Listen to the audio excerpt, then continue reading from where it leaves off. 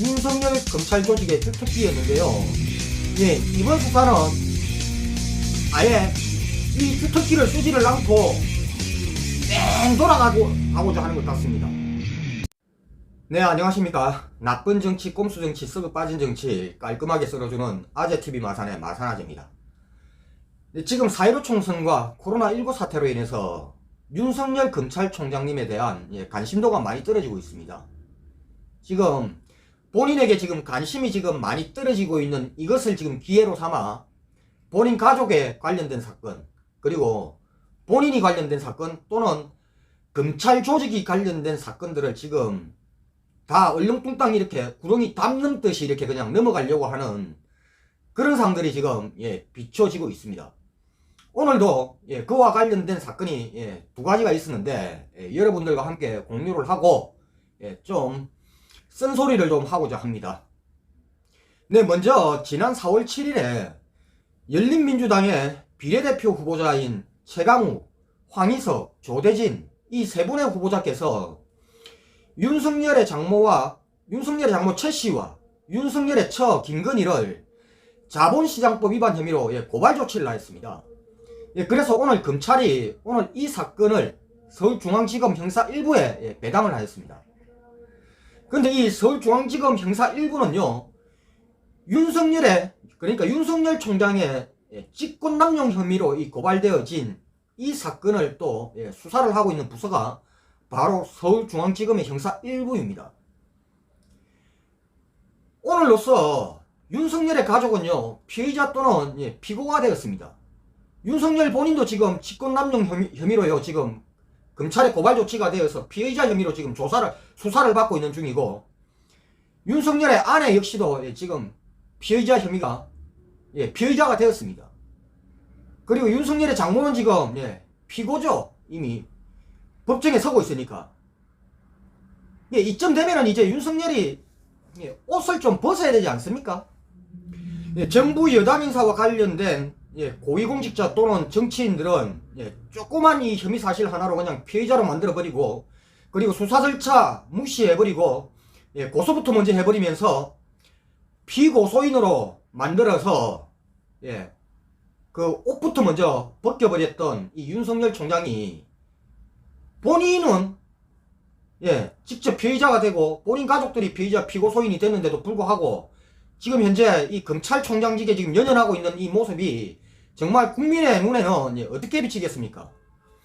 이거는 정말 권력욕이 많든지 1번, 그 다음에 두 번째, 이 검찰총장직을 내려오게 되면은 뭔가 더 많은 이 비리사실 그리고 이 범죄 혐의들이 드러날 것이 두려워서 현재 이 검찰총장직을 내려놓지 못하는 것, 이것이 2번. 이거 두 개 중에는 답이 있지 않을까. 윤석열 총장이 지금 이렇게 코너까지 몰리고 있는데도 불구하고 검찰총장직을 내려놓지 못하는 이유, 이 두 가지 중에 하나라고 저는 봅니다. 그리고 또 오늘 윤석열 총장이요, 얼마 전 있었던 이 채널A 기자와 검사장의 이 유착 사건, 이 검사장은 국민들과 언론은 한동훈이라고 하는데 한동훈 본인은 지금 아니라고 지금 배째라 하고 있죠. 어쨌든 이번 이 사건을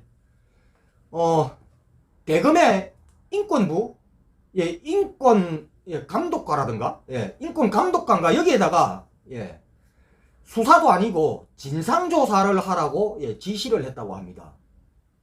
며칠 전 대검의 감찰본부장이었던 한동수 감찰본부장이 윤석열에게 이 사건을 감찰을 하자라고 이야기를 했는데 윤석열이가 이거 싹 개무시해버렸죠.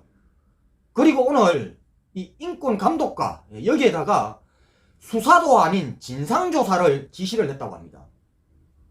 그리고 이 인권감독과라는 이 부서는요, 이 검찰의 인권 침해 사례를 조사를 하고 또 그 예방교육을 담당하는 부서라고 합니다. 이런 부서에다가 채널A 기자와 모 검사장님의 유착 사건을 수사도 아니고 그냥 조사 한번 해봐라 라고 지시를 했다고 합니다.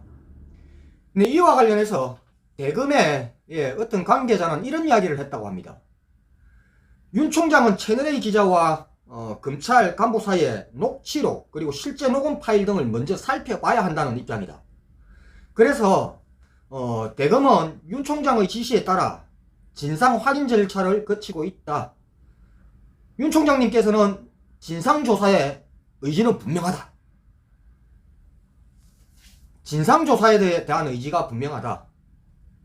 참. 네, 그리고 또 이 녹음 파일 입수 방안에 대한 이야기를 묻자 이런 이야기를 했다고 합니다. 채널A와 MBC가 대검에서 보낸 협조 공문에 답을 하지 않고 있는 상황이다. 그래서 대검은 방통위, 그러니까 방송통신위원회입니다. 이 방송통신위원회의 협조를 받는 방안도 검토 중이다. 네, 이 윤석열의 검찰이 원래 이렇게 그러니까 혐의 사실을 받고 있는 이 기관이나 아니면은 사람들에게 공문까지 보내가면서 이렇게 협조를 구하면서 수사를 하던 검찰이었습니까? 대한민국 윤석열의 이 검찰 조직이요. 네, 참, 네, 그냥 참이란 소리밖에 나오지 않습니다.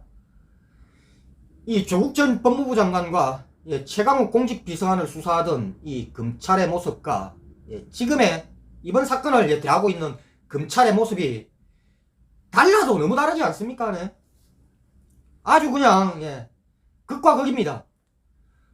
그래서 오늘 아침에 이 MBC의 김종배의 시선집중이라는 이 라디오 프로그램에요, 현재 안미영 검사, 그러니까 과거에 강원랜드 외압 수사를 폭로를 했다가 기소가 되어서 현재 재판 중인 안미연 검사의 이 법률 대리인을 맡고 있는 김필성 변호사님께서 나오셔서 이번 사건과 관련해서 이런 분석을 내놓는 인터뷰를 하였습니다. 그 부분을 잠깐 소개를 드리겠습니다.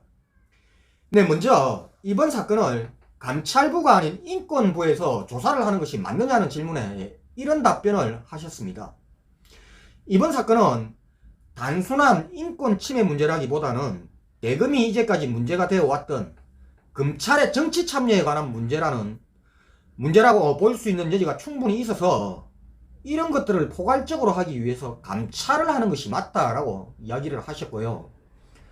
또 그러면 왜 이 윤석열 총장은 감찰부에 맡기지 않고 이 인권부에 맡겼을 것 같냐라는 질문에 이런 답변을 내놓으셨습니다.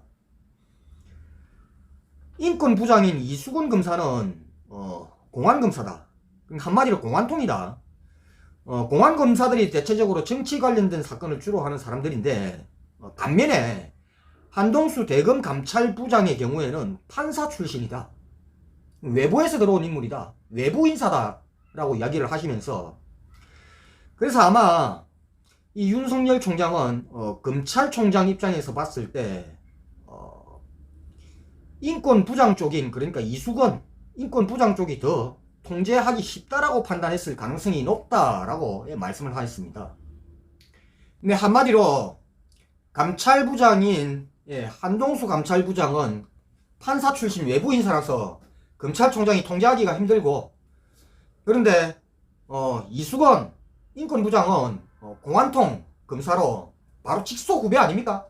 그래서 통제가 가능하다. 그래서 아마 이 말도 안 되는 이 인권부에다가 사건 수사도 아니고 진상조사를 지시를 했을 것이다 라는 이런 답변을 하셨습니다. 지금까지의 이 윤석열 검찰의 이 주특기는요, 수사 절차 싹 무시하고 수사를 하는 것이 이들의 주특기였습니다. 참고인 조사, 피고인 조사, 그리고 고소인 조사, 그리고 압수수색 수사 이런 것들 싹 무시하고 고소부터 먼저 때려버리는 게, 공소장부터 먼저 작성을 해서 기소해버리는 게 윤석열 검찰 조직의 주특기였는데요. 이번 수사는 아예 이 주특기를 쓰지를 않고 뺑 돌아가고자 하는 것 같습니다.